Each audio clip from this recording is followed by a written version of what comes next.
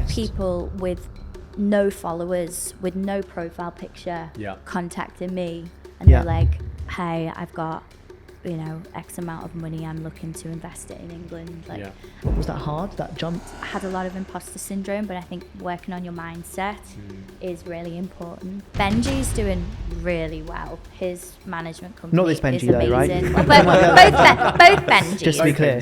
We love both Benjis. But I was joking before, by the way, if you find a deal in Liverpool and you need 3 people to go in it with you, call me and Ollie, and who's the third person we'll get?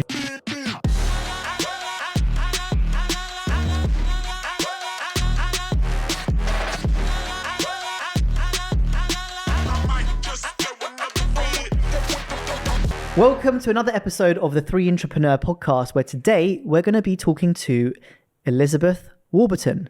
Welcome, Elizabeth. Thank you very much. Welcome. Thanks for having Here me. with us today, obviously, we also have Oliver Ingalls and Benji Weinberger. You're the 2 intrapreneurs. So, Elizabeth, for those who don't know, can you tell us a bit about yourself, who you are?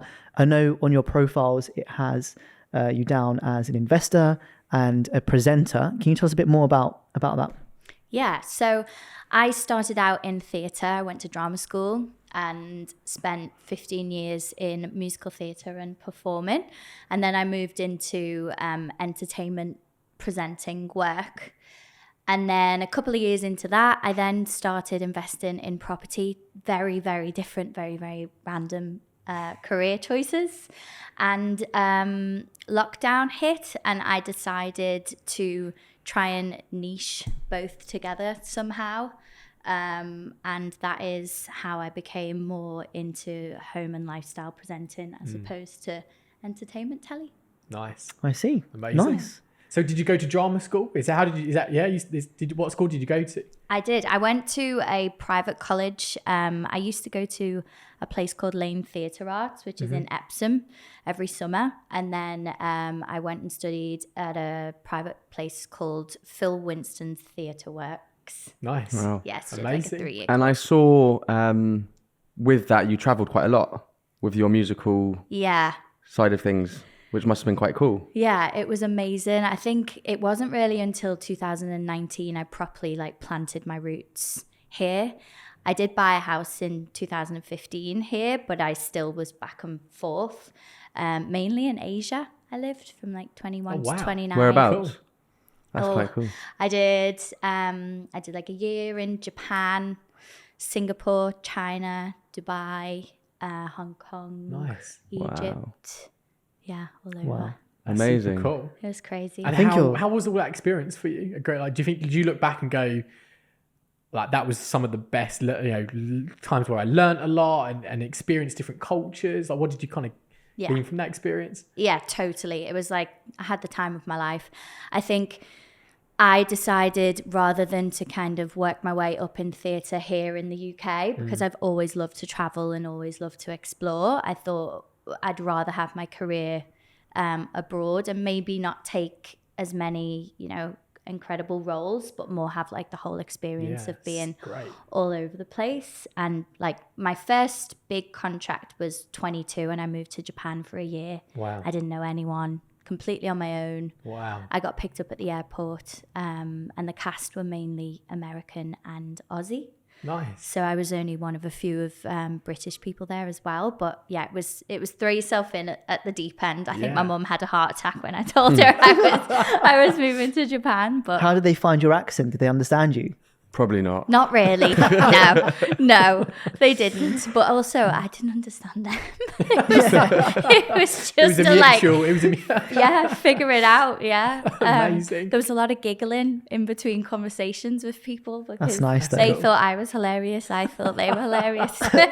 Nice icebreaker. Yeah. So what did you do out there? What was your kind of the job? So I was employed by Universal Studios out there. So we did a few different musicals within the park. Nice. Yeah. Cool. And so I saw as well, doing my research/stalking. Research. Research. I saw recently as well, you've traveled quite a lot recently. So I think you went to South Africa, Ibiza, Marrakesh, various different places. Do you think as an investor, I mean, slightly different for us being on the seller's side and meeting buyers and sellers. Obviously yourself, you're a potential buyer. When you meet different agents or perhaps different sellers from different cultures and different places around the world, do you think where you've traveled helps you perhaps find a middle ground with them? Yeah, it does. I think it just happens to to have connections all over the world. I think in any industry that you're in, the more you can get out there and the more you can connect with people, the better any industry, really. How did you get started in investing? Because, and I hope this isn't, I hope you don't mind me saying, I think it's just fact. The job you had previously to becoming an investor isn't maybe one of the highest paying jobs in the world. I have no idea what you earn. I'm just guessing. I'm being a bit of a dick maybe, but maybe it wasn't maybe it wasn't a six-figure salary. And a lot of our listeners aren't on six figures. So they might be wondering, how did you buy your first property? How did you save up? What did you do to do that? Yeah. So my parents, from like as long as I can remember, I was always allowed half of my Christmas money, half of my birthday money, and they would save half, and I would keep half to be able to buy whatever I wanted present wise. Amazing. And I think that's amazing, and I will do that as well with my own kids. Great. It's a very good So idea. when I turned 18, I had a little pot, not a lot at all, but a little pot to, kind of figure out and explore things. And I always really liked the idea of having like control and saving and having a safety net almost. And like I had loads of friends that were just blowing it on clothes and holidays, and I was always just a little bit more sensible in that way. But then also with theatre, with moving abroad, they also give you a package where they put you up, they give you your accommodation, and your bills are kind of taken care of as well. So Perfect. during the first 4 years with each contract, I saved quite well. So yeah, I bought my first London property at 25 with what I Good had for you. from there. Amazing. So, I wasn't on a lot. I'd say it was probably 45 grand per contract a year. So it's not a lot of money really.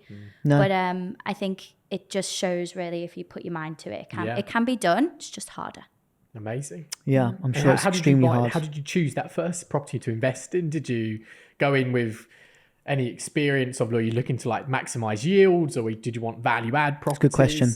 Yeah, it was Croydon, and I'd been doing a bit of research of like up and coming areas and places that were kind of good for the next forecast of the next 10 years. And there was supposed to be a Westfield going there, which there still isn't to this day. So that was a load of crap.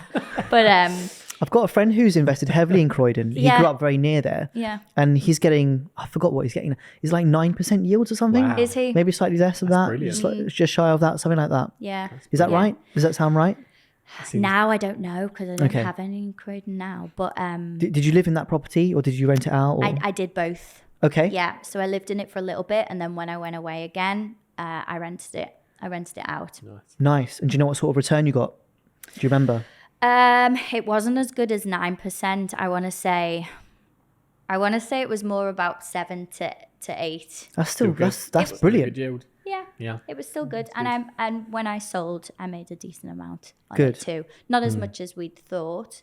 But also it was new. It had been a house conversion into 4 flats. So I didn't do any work or maintenance to it the whole time that I had it. So that can also still work. I think a lot of people always seem to think that you need to buy something that needs a full renovation, or you need to, add a load of value to it.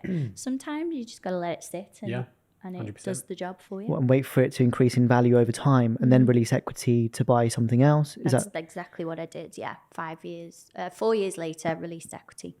And the reason why I say, do you remember about the yield? It's not because of your age, but it's because you're on how many properties now? I have 4, but I've flipped 9. Amazing. Super cool. That is wicked, no? And whereabouts geographically?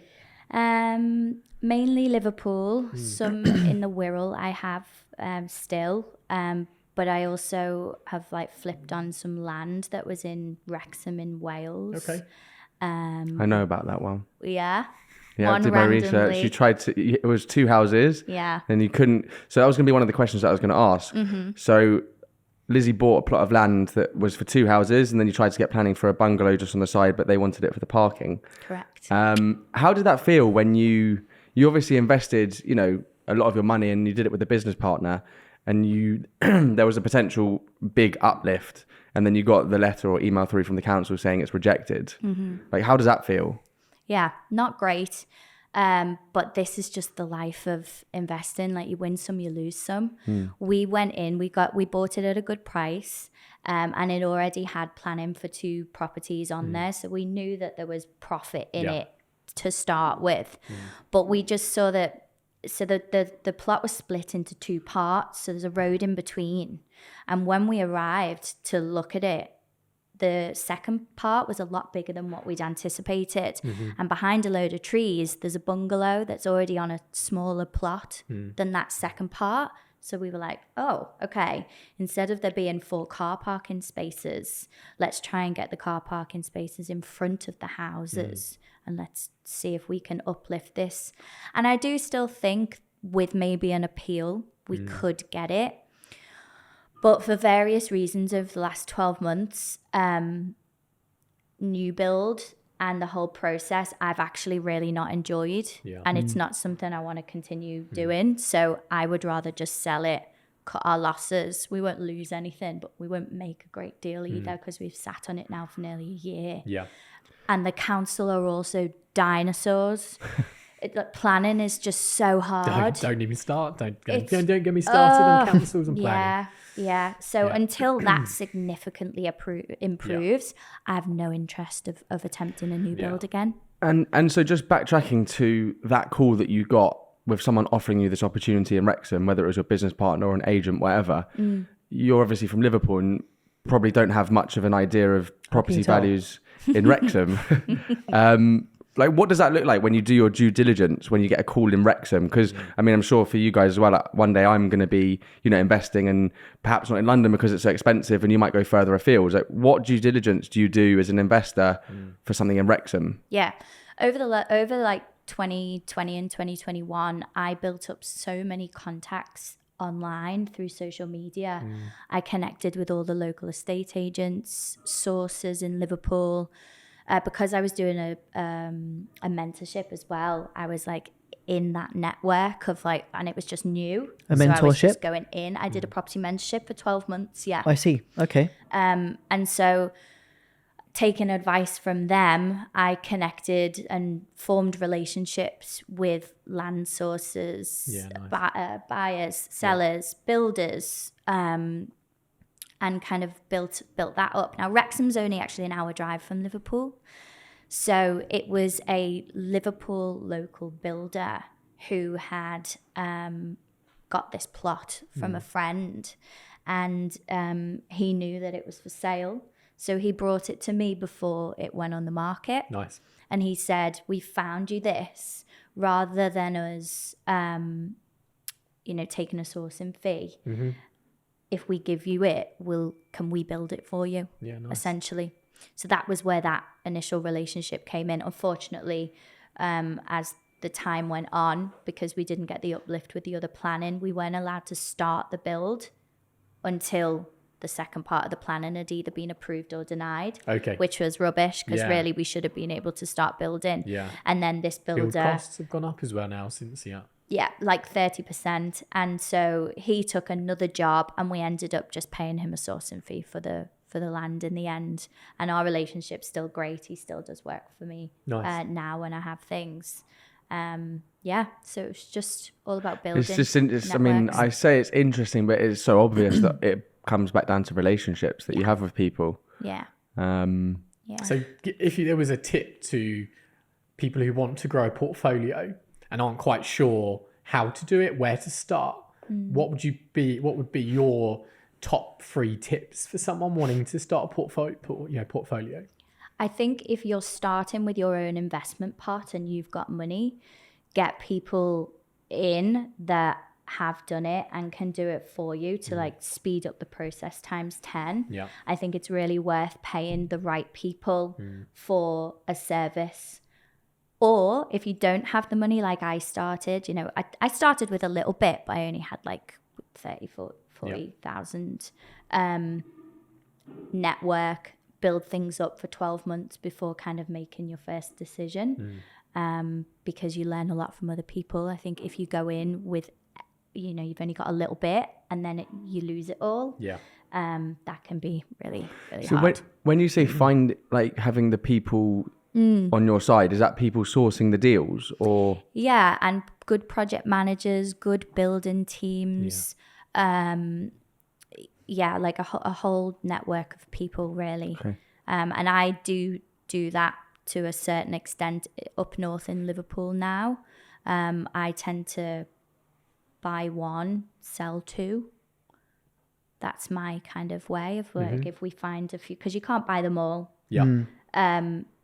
As much as people would like to think that you could, you can't. You can be over leveraged, and you know, it depends on how many applications you've got going. It brings your credit score down every time, you know, a lender researches you, and even only for like a couple of days, you know, it's still, and it's a lot of responsibility to have a lot of debt on your head at once. Yeah, of course. So I think slow and steady, and if you can get people to help you do it, then Nice, go good for tips. it. So can you find us a deal in Liverpool that we can invest in the four of us?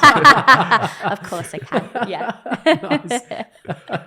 Elizabeth, you've won an award, haven't you?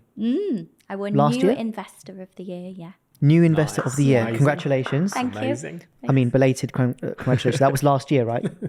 Yeah, we've got the Property Investors Awards in 2 weeks. Oh, wow. Nice. Yeah, and I'm opening it this year. Are you? you? Amazing. Wow. Super. That's Amazing. Cool. Where's that held in London or? Yeah, it's in the Intercontinental. Yep. Amazing. Yeah, so it's great. It's great networking to meet loads of I other bet. people in the industry, and yeah, I think there's about 700 attending this year.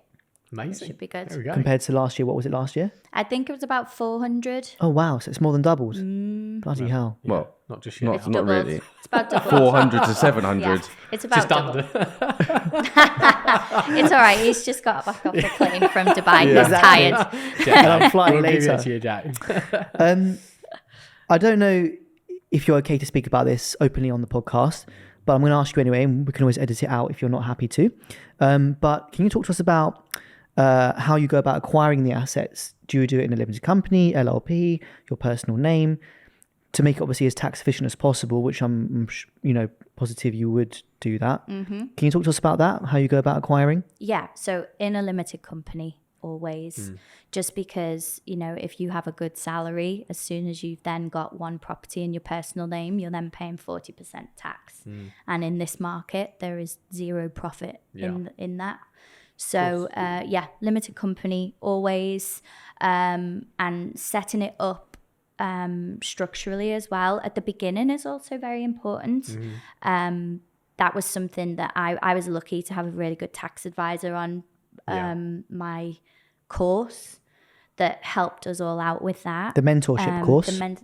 Okay. And he explained about having like an umbrella structure, I guess, of where you have all your different businesses under. So, what do you have, like a one group company or a corporation? holding company Yeah. that then owns subsidiaries, and each subsidiary owns a property? Absolutely. Limited. Well, not necessarily owns a property. I have my property portfolio in one company, and then sourcing, project management in another, my presenting work, and all my self-employed work, like creator work, would you call it, in another. And that's it for now. Nice. Perfect. And how have you found things with build costs increasing? I think they're up 30% past 2 years or so. I know you don't incur build costs in every deal maybe that you acquire, but how have you found that? Because I heard you mention the 40% income tax obviously would make it, not very enticing whatsoever. You wouldn't make any money. Yeah. So build costs being up 30%, interest rates being up however much they're up now. You still obviously find margins to make money in these deals, right? Oh, yeah. Yeah. I think you just have to approach it differently. So each strategy is different. I think in this market at the moment, cash, if you've got a cash offer on a table, you can buy it for a much better price. And as long as your buying price is still good, you can still make a profit. But it's that beginning bit that's like the really, really important part. So we work with like estate agents now and different private investors where we will give a cash offer, and we're proven that we complete quickly and we can move quickly, which then enables you to have deals come on your desk that aren't openly out there. You know, it's you've got a track record now as well, haven't you? Exactly. So you've got the trust there. And then I hate being a landlord. It's rubbish. We spoke about this, didn't we, actually? Yeah, it's not a job that I want to do. So I actually work with hopefully more charity providers soon. That's like the plans for next year.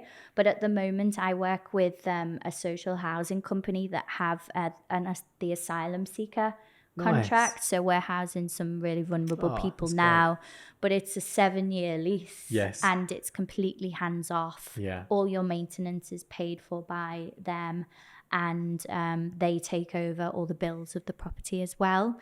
And so that you just get a rental income coming in. Yeah, would that not be a lower rental income versus a normal tenancy, or?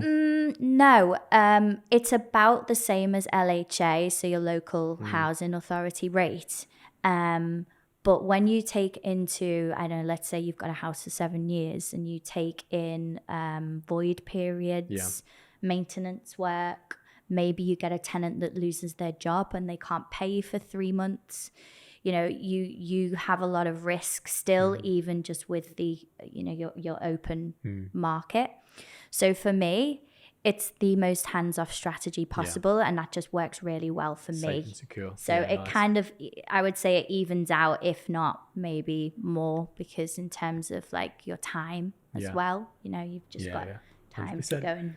What sort of, sorry, both said that at the same time. ladies first. What sort of yields are you achieving right now for your investors or for yourself? Yeah, so we're still achieving around a 10% yield for these properties. Super good. That is Super incredible. Good. Comparing it to here in London. Yeah, in prime central London, Is what that is it? net 2 to 3% after all costs? That is net. Yeah. But the one thing I will say crazy. is these properties aren't in the best of areas. So over the 7 years, you may not get the same level of growth as you would in like a central city location. Yeah. What's better, capital appreciation or yield? Having a portfolio mixed for sure. Spread your risk. Spread your risk. I think at the beginning, if you're just starting out, I think a great way is to get a couple for yield wise, so that you can get your cash flow going. You can put your car through, you can put your expenses through, you know, so you're then technically living financially free. And then work on more of a longer term strategy of buying these properties to get a good return in 10 years time. Agreed. Nice. Yeah. How has it been being a female in the industry, especially maybe when you first started out? Now you've got a great reputation as an investor and people take you really seriously. Did you always find that? Have you found it difficult at any point in being a female in a probably more male dominated industry? Yeah. Do you know what? No, everyone is lovely. Everyone is so nice. Everyone is really open to helping you, to discussing things with you. And to be honest, I get a lot of positivity around, it's great to see more women coming into the industry. So now I've had nothing but a good experience, really. I think I doubted myself at the beginning because I'd come from, you know, I was dancing at ballet school from 3. So that was all I knew was a performing industry. So going into something where I had to use my brain in a totally different way. Was that hard though? Would you say it's hard? There might be someone listening or watching this who's Yeah. thinking, how the hell can I go from being a mechanic to a property investor? Like, I don't know anything. But was that hard, that jump? It had a lot of imposter syndrome, but I think working on your mindset is really important. That's And it. It's mindset, really, isn't it? yeah, and you know, as you learn, you then get more confident. You're going to be bad at anything at the beginning, right? True. Nobody starts off great at anything. Very true. Yeah. I saw you mention that in another podcast you did, something that you would tell your younger self in terms of self-belief and working on your mindset, that you would tell your younger self. Like, what sort of things do you tell yourself now, like to take you to the next 10, 15 years of your career? I still have that talk with myself every day. Do I you? don't know whether it ever really goes fully. Yeah. I do as well, every morning. Yeah, you're like up and down. Sometimes you're like, yeah, I've got this. And then other times I'm like, what am I doing? I think having good people around you, it really, really helps. I don't think there's any specific, you know, one size fits all. I just have I know exercise really helps me and my like mental health, and frequently still being around people within the industry as well. You know, you're always learning, you're always networking, finding new people, meeting new people. You've got to just keep yourself open to improving little bit by bit. Yeah, you know, amazing. the know-it-all people. Yeah. Yeah. They're the ones you've got to stay away from. They're the You've got to be worst. wary of that. Yeah. Most of Alex's clients. And can you tell us? Wow, mate. Yeah. It's just a joke. It's a joke because clients you don't listen have to any this. clients. And going back, you started to say obviously over COVID, obviously, you know, your shift in your business and started to change, and obviously now you're an influencer, you're huge on TikTok and Instagram and others. Tell us how that period of COVID kind of changed your mindset and how you kind of went into more of a influence and how you built your network. Yeah. Good question. It was totally not planned. Yeah. What did I do? So I was interviewing people on red carpets, film premieres, music awards, things like that. And I love asking questions. And I love learning about other people's stories and how it got them from A to B. And so I went from having this much work to nothing in COVID. And so I was like, shit, what am I going to do? Number one, for an income. I couldn't get all of the benefity stuff because I had savings for my house. But I was like, I'm not dipping into that because that's It's for for the a house. Yeah, of purpose. course. Yeah. So I was like, how am I going to Yeah, what are you keep going to do? this up? I had one of these. Yeah. I had a little green screen and I had a camera at home. And so I thought, okay, well, now I'm doing this mentorship. I need to stop learning about like what song someone's up for an award for. I need to learn how they have built a portfolio of 100 properties. Yeah. Let's interview people on Instagram. So I started doing Instagram lives. Nice. And then that was purely for me to learn from these people. And then that started bringing an audience in because other people wanted to learn about it. Nice. And I wasn't being paid for it at the time, but eventually I did. Yeah, monetized it. Yeah. So yeah, it kind of kept me sane as well. Would you Wow. say then you built a brand? Yeah, I guess. Yeah. And if so, how important is that brand that you built? Well, now it's my main source of income. Yeah. I love my investing, but I definitely would say that is on the side. I don't think I'm ready to just be like full-time just in property. I really love all the creating and going to see amazing places still. And so yeah, I'd say it's pretty important now. You say your main source of income. So again, sorry if it's too bold, but how many sources of income do you have? I have my investment portfolio. I have my sourcing income, and then I have my creative and presenting income. So three. Three. Yeah. Well, and then like the odd little ISA stocks. And whatnot. Four.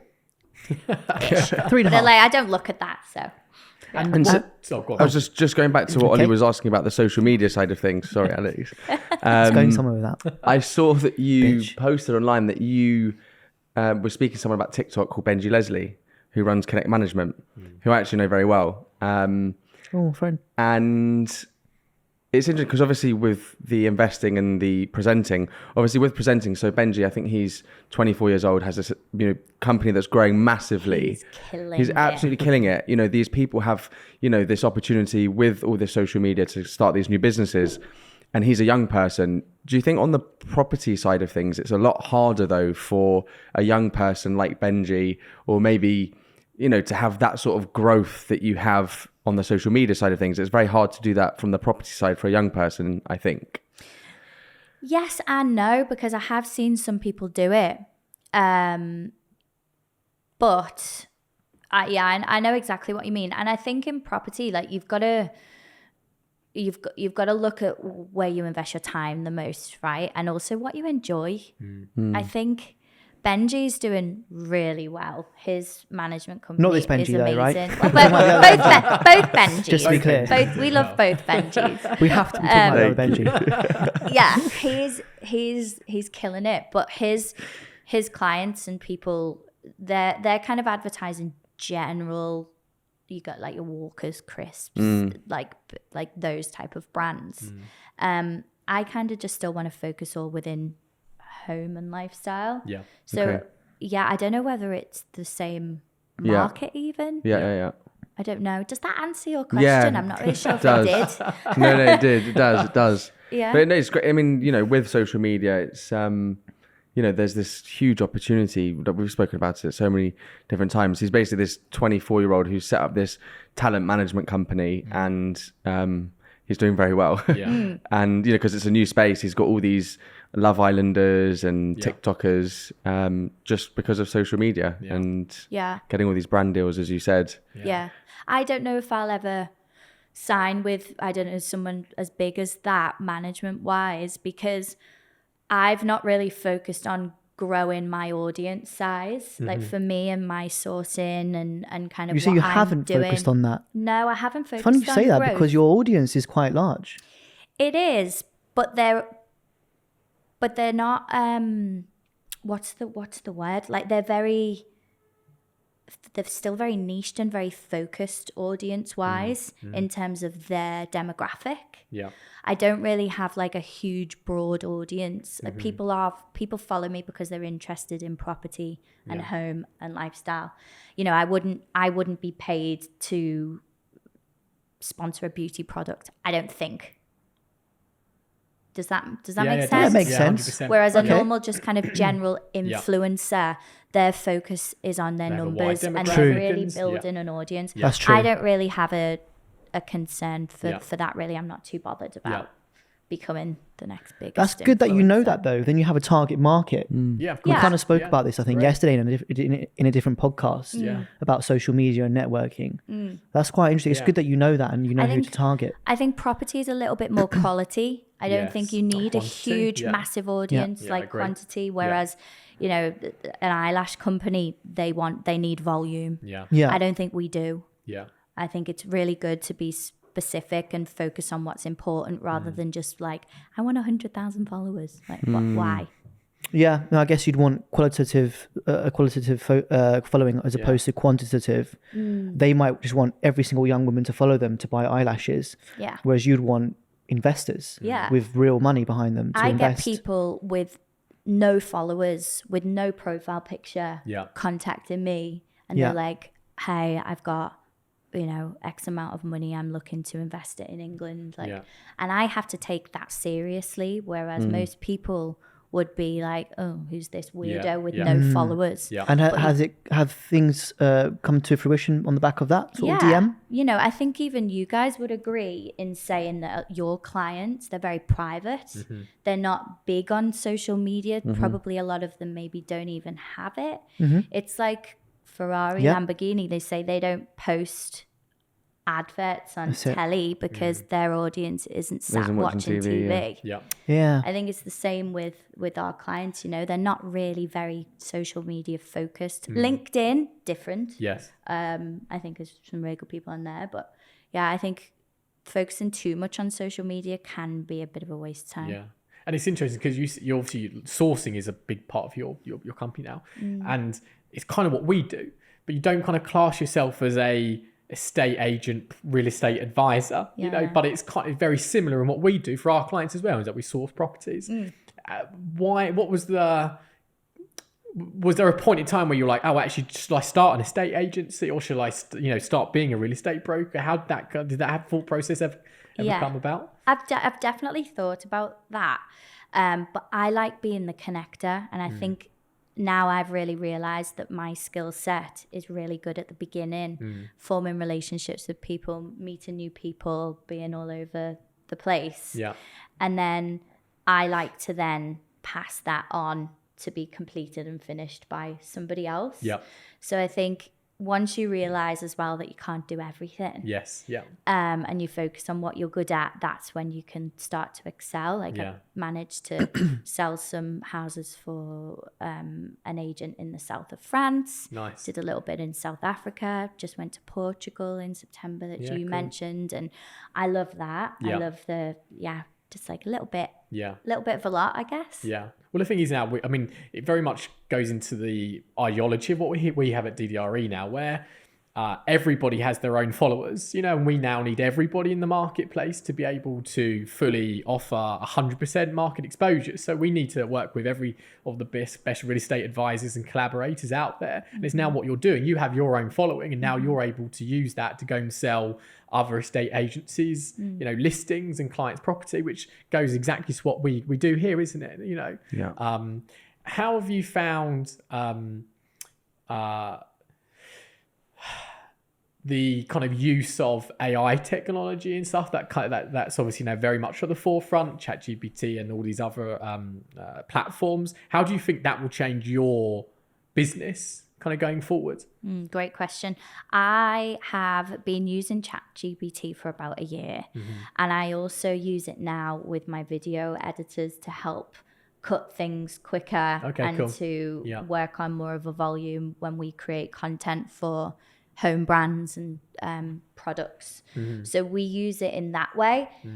I also get a lot of tech platforms contact me for videos and for adverts to advertise what they're using in terms of to identify different properties within the market, like a new Rightmove or like an integrated piece of tech to assist with Rightmove. Yeah. But I'll be honest, I don't use a lot yet, and I should probably look at it more. But I get overwhelmed. Yeah, of course. Yeah. I get really overwhelmed with it all, and Yeah. it's pretty it's a lot. It's a lot, isn't it? It's a lot. It's to like go take down the in. rabbit hole, isn't it? You start and it's like, oh my God, you open up a whole new world. You feel a bit, I understand that. And when you're a one-person band-ish, Yeah. there's only so much I can take in before I'm like, oh. Yeah. And so do you think that will help with, when you do your due diligence and stuff, looking perhaps, when we think we've spoken about it in another podcast. We had an AI podcast. Where we thought we'd cut it because we gave too much information out there. Oh, yeah. Do you think there'll ever be like, I don't know, an app or something in ChatGPT that you can say, I'm thinking about investing X amount in this area for a 10-year play. This is the offering. Do you think I should go for it? And then behind the scenes, they can just do it. Do you think that'll ever happen? I suppose that would be like an algorithm, Just wouldn't give it? you all the options of everything out there on the market. Because all the exactly data's out there on the internet, and this just collects it much quicker than any of us can do it. Well, there's Excel spreadsheets with formulas that can, that Yeah. can assess deals. Yeah. Oh yeah. So we And then have. there's algorithms that trade on the stock market. So I'm kind of answering it for you. I'll let you answer. Yeah. And today's guest is Alex Evacora. Yeah. Apologies. I mean, it's definitely out there. But what I would also say is there's also a lot of off-market stuff out there. Yeah. So those type of tools wouldn't take into stuff Yeah. that isn't on the market. Yeah. Which a lot of people don't want it on the market. Yeah. So I do definitely think it's probably already made. If you can go and buy Kendall Jenner now to wish you happy birthday and it's not really her. I know, it's crazy, isn't It's it? insane. Then, Yeah. insane. Then yeah, I'm sure there is. And that can only help because that will speed up your process. So, then maybe instead of being able to sell 2 a month, you could sell 5. Yeah, 100%. I'm not scared of AI and it taking over my job. It's more of like I'm scared of my brain not being able to keep up with learning all of these new platforms and new things that are coming out. Like every week there's something else new and the most innovative product on the market. And then 2 weeks later there's a competitor, and it's just a lot for the human brain to take. But how do you do it? I mean, so obviously me, Alex and Benji only run one business, you have 4 or 5 businesses from your influencing, your sourcing, your investing. How do you manage your like day-to-day diary? I sometimes like sit down and feel anxious that I haven't maybe like spoken to a client or done something today. Like how do you even make 24 hours work for you? The short answer or the long answer? Don't say. So I do all of this with other people. It's not just me. I don't employ anybody. But I'm like you guys. I work with several other people on each department. I don't get it right a lot of the time. I don't get it right all the time, but you just have to prioritize. I work with an app now called Notion. Okay. But I mean, I have ADHD, and getting to something is the hardest part for me. But then once I'm in it, or once I've got it in, I'm fine. I'm like, why was I like why was I so nervous about that?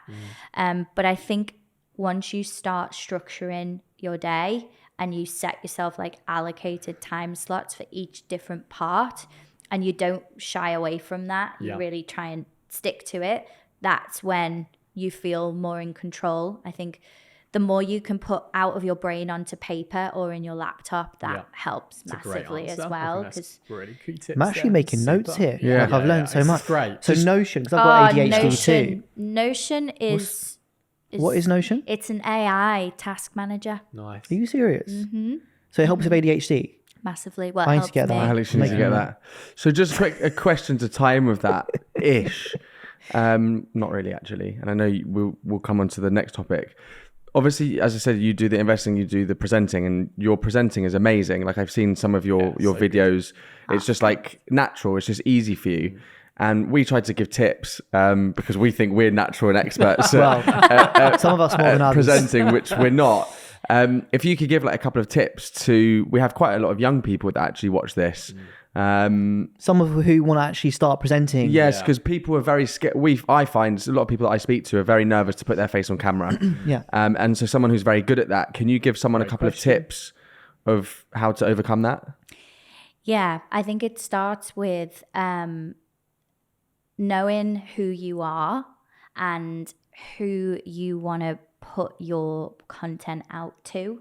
Having a purpose behind what you're doing is a big help. And also knowing that presenting is just about being yourself. Like you don't have to be anybody else. Like I prefer presenting over acting so much because there's no pressure to get it right.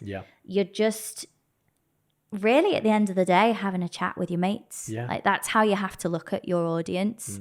Like we're just sat here now just having a little chat. I think the less pressure you put on yourself of being perfect and getting it right, the more like presentery it comes that's across a great answer, as. isn't it? You know? But do you think there's got to be a difference between like posting on your grid versus a story? I think a story, obviously you have to be genuine and authentic because, but then when you post it on your grid, that kind of stays there. Yeah. So like, do you think there is an element of you have to have a couple of takes to get it right, or do you want it to be raw? Yeah, I think it depends. Well, it depends for me anyway, because some of our posts, like let's just say I'm doing a video for say Berkeley Homes. That is a fully scripted, fully pre-approved process beforehand. So your preparation is key there because you've got to know what you're doing learn your lines. beforehand. You've got to learn your lines. Yeah. You still got to have your personality in it, but you do have a lot more of a set process. Whereas when you're just creating more like user generated content, that's a lot more natural. You can have you can have little mistakes in there. It's a bit more real and it comes across a little bit more natural to people, which is a good sales tool as well if you're selling a product.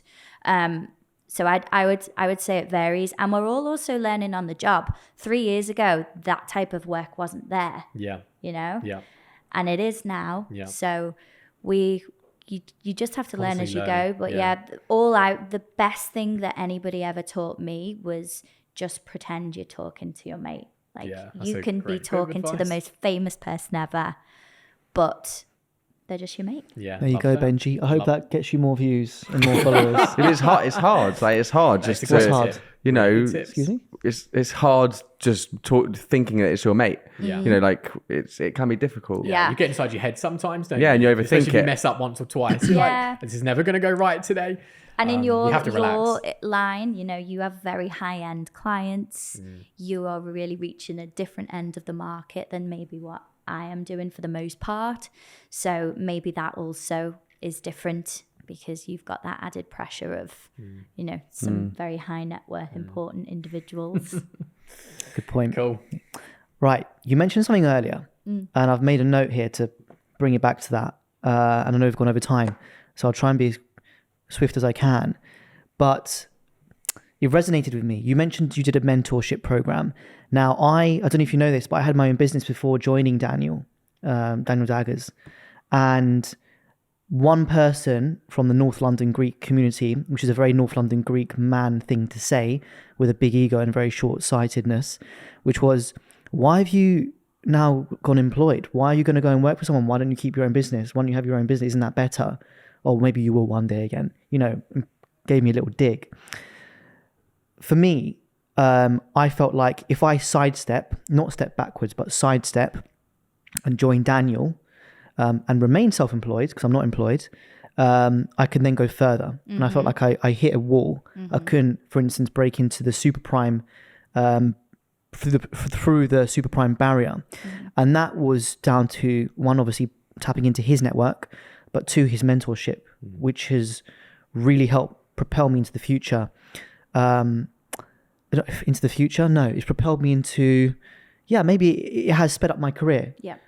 That maybe would have taken me 10 years. It's now taken me 2 years or 3 years, for instance. Yeah. You did a mentorship program. How much did that cost you?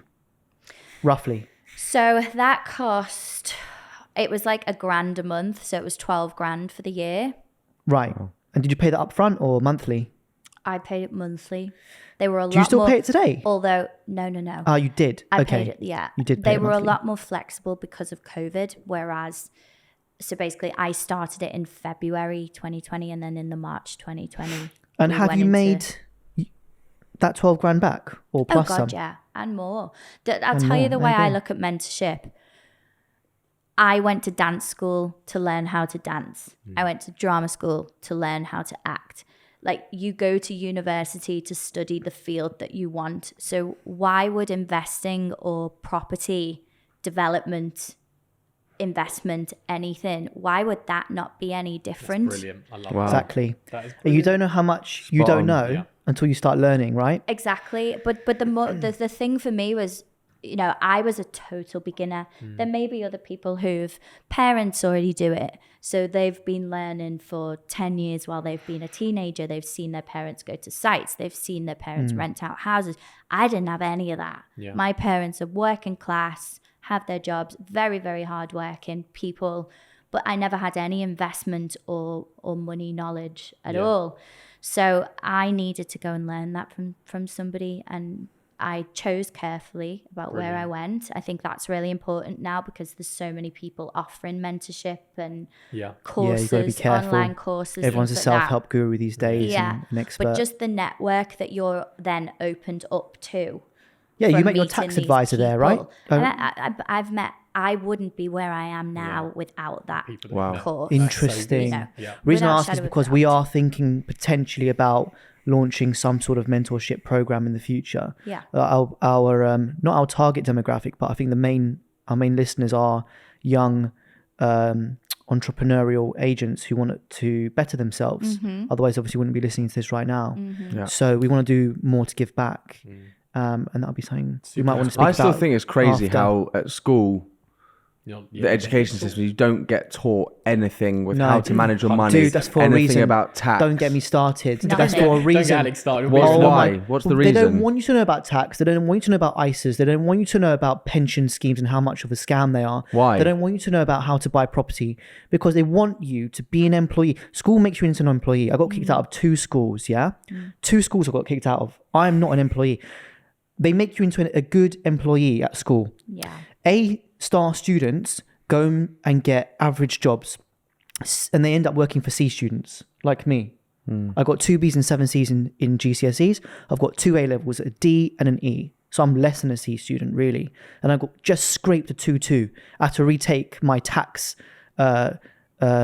module to then pass to get a 2-2. Isn't your dad at a uni. tax advisor? Yeah, it doesn't mean I fucking know tax just because my dad starts saying, isn't your mum a stripper? Oh yeah, you know how to strip.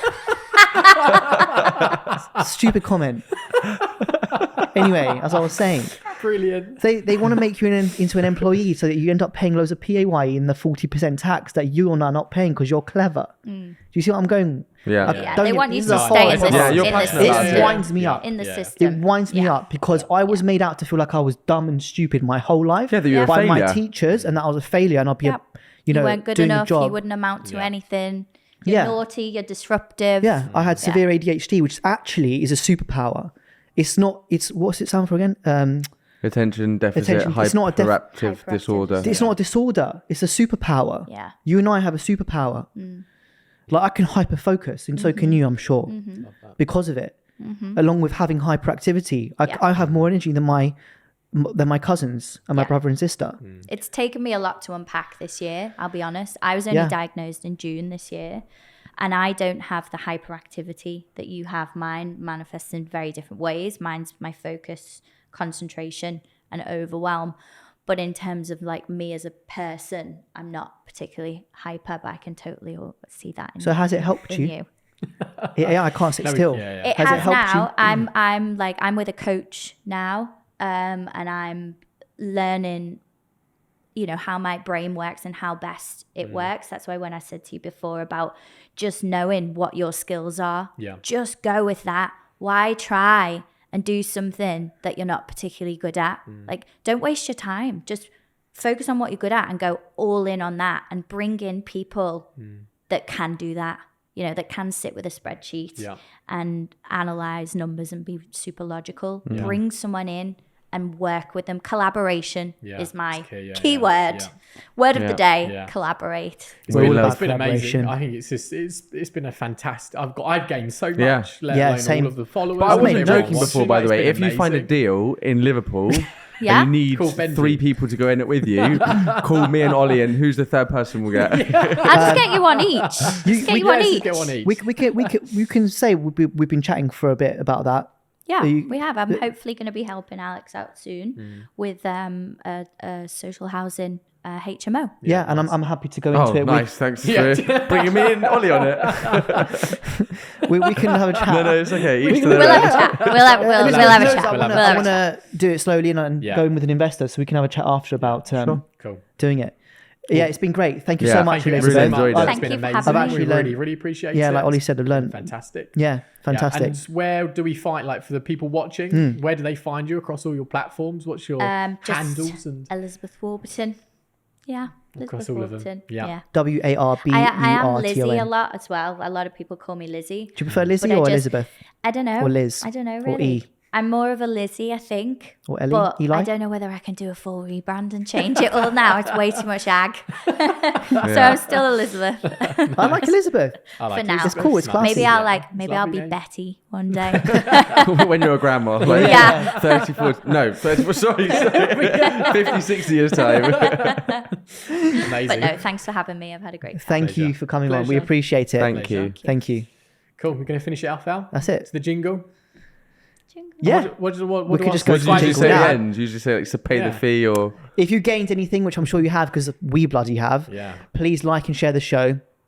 And if you have any questions for the next podcast, or if you're interested in a mentorship program, please drop a comment. Thank you very much. To the jingle. Jingle.